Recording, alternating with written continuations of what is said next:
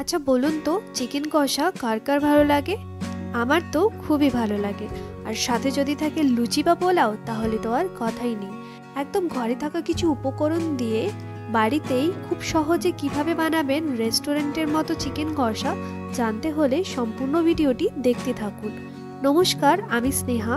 আমার channel flavour of বংয়ে আপনাদের সবাইকে জানাই স্বাগত। আমার আজকের রেসিপি চিকেন কষা। প্রথমেই চিকেনটাকে ম্যারিনেট করার জন্য এখানে নিয়েছি আমি 1 কেজি চিকেন। দিলাম 1 চামচ হলুদ গুঁড়ো, দিচ্ছি 1 চামচ লঙ্কা গুঁড়ো, আর দিলাম 1 চামচ লবণ, দিচ্ছি 3 চামচ টক দই,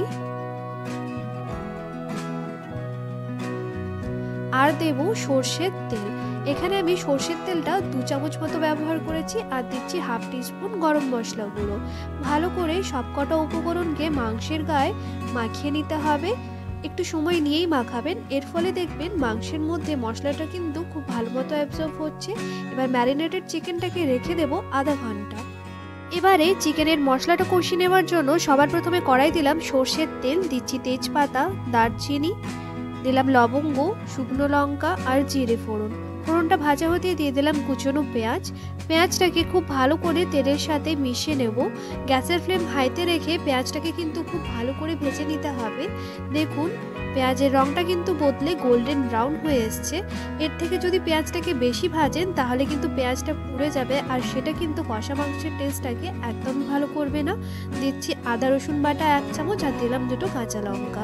এবারে আদা রসুন বাটাটাকে খুব ভালো করে পেঁয়াজের সাথে মিশিয়ে নিলাম। আদা রসুন বাটার কাঁচা ভাবটা যাওয়া পর্যন্ত ভালো করে কষিয়ে নিতে হবে। দিচ্ছি রঙের জন্য হলুদ গুঁড়ো, দিচ্ছি লঙ্কা গুঁড়ো, দিলাম 1 চামচ জিরে গুঁড়ো, আর দিচ্ছি 1 চামচ ধনে গুঁড়ো। ভালো করে সবকটা উপকরণকে মিশিয়ে নেব। তেলের মধ্যে লঙ্কা গুঁড়ো আর হলুদ গুঁড়োটা দেওয়ার কারণে দেখুন মশলার রঙটা ঠিক কতটা সুন্দর এসছে। ঠিক এই স্টেজেই দিয়ে দেব টমেটো বাটা। টমেটো বাটাটাকেও খুব ভালো করে একবার মিশিয়ে নেব। গ্যাসের ফ্লেমকে হাইতে রেখে খুব ভালো করে কষিয়ে নিতে হবে যতক্ষণ না টমেটো বাটার কাঁচা গন্ধটা যাচ্ছে। দিলাম লবণ আর চিনি। চিনিটা এখানে দিলাম পেঁয়াজের যে সুইটনেসটা থাকে সেটাকে ব্যালেন্স করার জন্যে। ভালো মতো আমি মশলাটাকে কষিয়ে নিয়েছি। দেখুন মশলার গায়ের থেকে কিন্তু তেল ছাড়তে শুরু করেছে। এবারে গ্যাসের ফ্লেমটাকে লোতে করে দেব, আর দিচ্ছি ম্যারিনেটেড চিকেনটা। ম্যারিনেটেড চিকেনটা দেওয়ার পর ভালো করে মশলার সাথে চিকেনটাকে মিশিয়ে নেব। গ্যাসের ফ্লেম হাইতে রেখে 1 থেকে 2 মিনিট চিকেনটাকে এইভাবে নেড়ে চেড়ে কষিয়ে নিতে হবে। এর ফলে দেখবেন চিকেনটা অনেক বেশি সফট আর জুসি হচ্ছে। আর চিকেনটাকে কিন্তু এইভাবে নাড়াতে থাকবেন, নাহলে কিন্তু তলাটা লেগে যেতে পারে, আর সেটা কিন্তু চিকেন কষার টেস্টটাকে একদমই ভালো করবে না।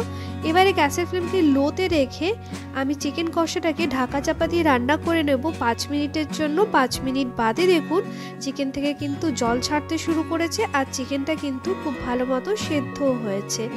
আমি আবারও একবার ভালো করে মিশিয়ে চিকেনটাকে ঢাকা চাপা দিয়ে রান্না করে নেব 15 মিনিটের জন্যে।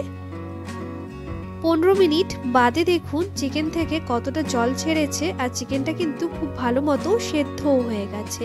এর থেকে কিন্তু বেশি সেদ্ধ করার আর প্রয়োজন নেই। এবারে গ্যাসের ফ্লেমকে হাইতে রেখে ভালো করে কষিয়ে নেব। কষিয়ে নেওয়ার ফলে দেখুন চিকেনের রঙটা ঠিক কতটা ভালো এসছে। একদম রেস্টুরেন্টের মতো চিকেন কষা খুব সহজেই বাড়িতেই এখন বানিয়ে নিতে পারবেন। এই চিকেন কষা দেখতে যতটা সুন্দর, খেতেও কিন্তু খুব সুস্বাদু। একবার অনুরোধ রইল বাড়িতে এইভাবে একবার চিকেন কষা বানিয়ে খেয়ে দেখার। দিয়ে দিলাম ধনেপাতা কুচি। ধনেপাতা কুচিটাকেও খুব ভালো করে আমি একবার চিকেনের সাথে মিশিয়ে নেব। এই স্টেজে আমি গ্যাসের ফ্লেমকে লোতেই রেখেছি। দেখুন চিকেনটার মধ্যে কিন্তু ধনেপাতাটাকে আমি খুব ভালোভাবে মিশিয়ে নিলাম। আশা করি আপনারা দেখে বুঝতেই পারছেন চিকেনের রঙটা আমার ঠিক কতটা ভালো এসছে। আপনারা নিশ্চয়ই খেয়াল করে দেখেছেন আমি কিন্তু এখনও পর্যন্ত রান্নাতে কোনো রকম জল ব্যবহার করিনি। এইভাবে চিকেন কষা একবার বাড়িতে বানিয়ে খেয়ে দেখুন, এর স্বাদ কিন্তু মন ভোলানো। রেডি হয়ে গেল আমার দারুণ স্বাদের চিকেন কষা। আজ এই পর্যন্তই। দেখা হচ্ছে নতুন একটি রেসিপির সঙ্গে পরের এপিসোডে। আপনারা দেখছিলেন ফ্লেভার অফ বং।